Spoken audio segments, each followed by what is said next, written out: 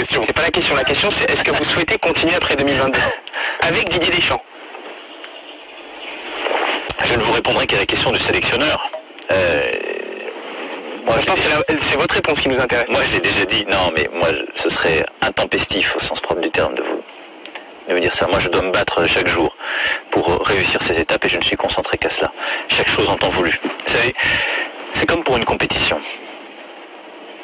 Si on pense à la demi-finale ou à la finale avant d'avoir joué le premier match de poule, c'est généralement comme ça qu'on rate celui-ci.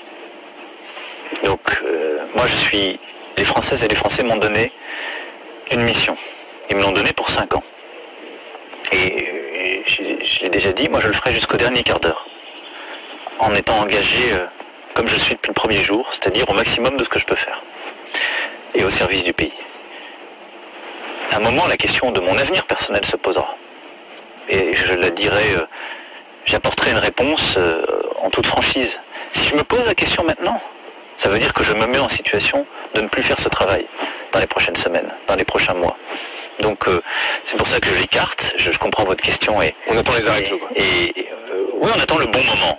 Le bon moment. Mais on se bat, vous savez. Et je fais un dernier lien entre d'ailleurs l'actualité et le foot pour vous montrer que tout ça se tient.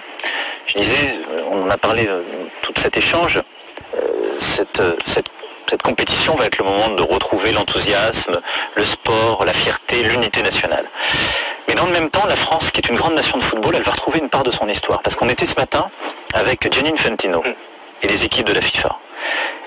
Et faut jamais oublier, la FIFA, elle a été créée en France. Et elle revient en France. Et elle va, pour une partie de ses équipes, revenir en France. À l'hôtel de la Marine, qui a été un formidable travail de rénovation qu'on a fait durant ces dernières années.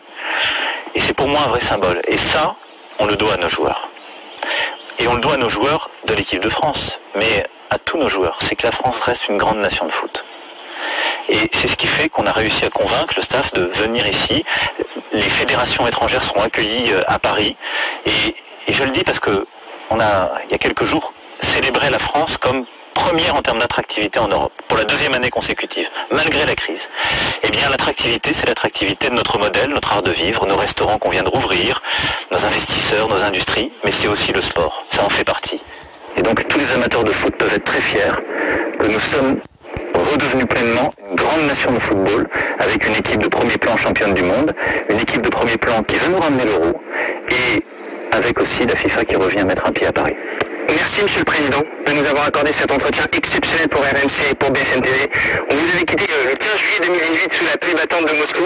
On espère vous retrouver le 11 juillet 2021 sous le soleil londonien de Wembley. J'espère aussi. Merci à vous et merci à toutes vos équipes de nous permettre de suivre tant d'événements et de partager cet enthousiasme. Merci Monsieur le Président. Merci à vous. Merci à tous les trois.